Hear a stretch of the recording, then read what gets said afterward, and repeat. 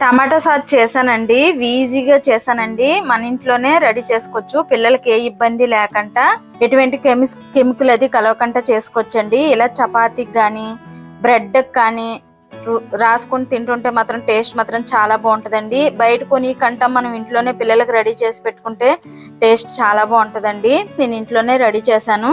అది ఎలా తయారు చేసుకుందామో చూద్దాం రండి. రోజు టమాటా సాస్ చేసుకుందామండి. దాని గురించి అని నేను 1 కేజీ టమాటాలు తీసుకున్నాను. శుభ్రంగా కడిగి కట్ చేశానండి. ఇందులో వేసేస్తున్నాను ఈ టమాటాలు. అలాగే 10 మిరియాలు, కొంచెం దాల్చిన చెక్క, ఇవి కూడా వేసేస్తున్నాను. ఒక ఉల్లిపాయ, చిన్న ఉల్లిపాయ కట్ చేశానండి, ఇవి కూడా వేసేస్తున్నాను.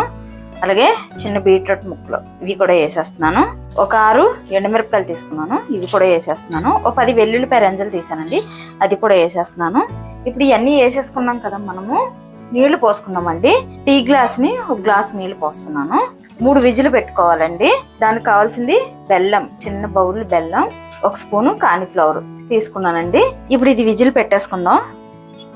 ఇంకోండి ఉడకబెట్టుకున్నాం కదా, 3 విజిల్ పెట్టానండి. చూడండి చల్లారిపోయింది. ఇప్పుడు ఇది మనము మిక్సీ జార్లో వేసుకొని మిక్సీ పట్టుకోవాలండి. నేను జార్లో వేస్తున్నాను.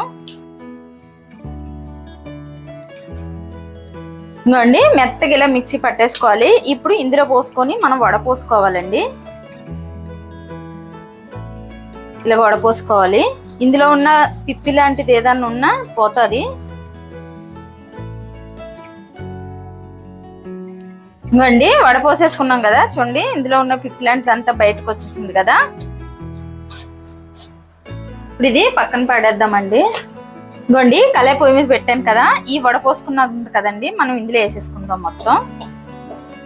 ఇంకోండి వేసేసుకున్నాం కదా, ఇందులో కొంచెం సాల్ట్ వేసుకుందాం.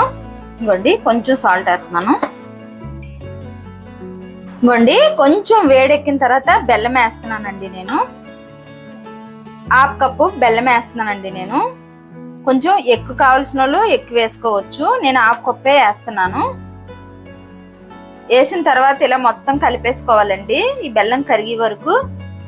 చూడండి బెల్లం మొత్తం కరిగిపోయింది కదా, చూడండి. ఇప్పుడు మనం మీకు కార్న్ఫ్లవర్ చూపించాను కదండి, ఆ కార్న్ఫ్లవర్ కూడా వేసేస్తున్నానండి. ఎందుకంటే ఇది కొంచెం థిక్గా అవుతుందని ఇది వేసుకుంటున్నామండి. కార్న్ఫ్లవర్ వేసుకున్న వాళ్ళు వేసుకోవచ్చు, లేకపోతే లేదండి. వేసిన తర్వాత 2 నిమిషాలు ఉంచాలండి. 2 నిమిషాలు ఉంచాక మనం స్టవ్ ఆపేసుకుందాం. కొంచెం థిక్గా అవుతుందని వేసుకుంటామండి. చల్లారి కొలిది తిక్కుగా అయిపోద్దండి. ఇలాగ ఉందని అనుకోవద్దు, చల్లారితే కొంచెం తిక్కుగా వచ్చేస్తుంది. 2 నిమిషాలు ఉంచుకొని మనం స్టవ్ ఆపేసుకుందామండి. ఇంకోండి వేసిన తర్వాత 3 నిమిషాలు అయింది కదా, మనము ఇప్పుడు స్టవ్ ఆపేద్దామండి. ఇది చల్లారితే చిక్కబడిపోద్దండి. ఒక 5 నిమిషాలు చల్లారాక చూద్దాము. ఇది స్టవ్ ఆపేస్తున్నానండి.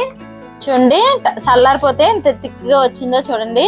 ఇలా చేసుకుంటే మాత్రం చాలా బాగుంటది. బయట కొనికంట పిల్లలకి మనం ఇలాగ ఇంట్లోనే చేసి పెట్టుకుంటే మాత్రం చాలా బాగుంటదండి. బయట మనం ఈ టమాటా సాస్ అయి కొంటే కెమికల్ అది కలుస్తుంది కదండి. ఇంట్లోనే మనం రెడీ చేసుకుని పిల్లలు పెట్టుకుంటే చాలా ఆరోగ్యంగా ఉంటది కదండి. దోశ అయినా చపాతీ అయినా దేనికైనా టేస్ట్ మాత్రం చాలా బాగుంటది ఇలా చేసుకుంటే. నచ్చితే లైక్ చేయండి, షేర్ చేయండి, కామెంట్ చేయండి, సబ్స్క్రైబ్ చేయండి. కాకపోతే ఒకసారి ట్రై చేయండి ఎలా ఉంటది అన్నది.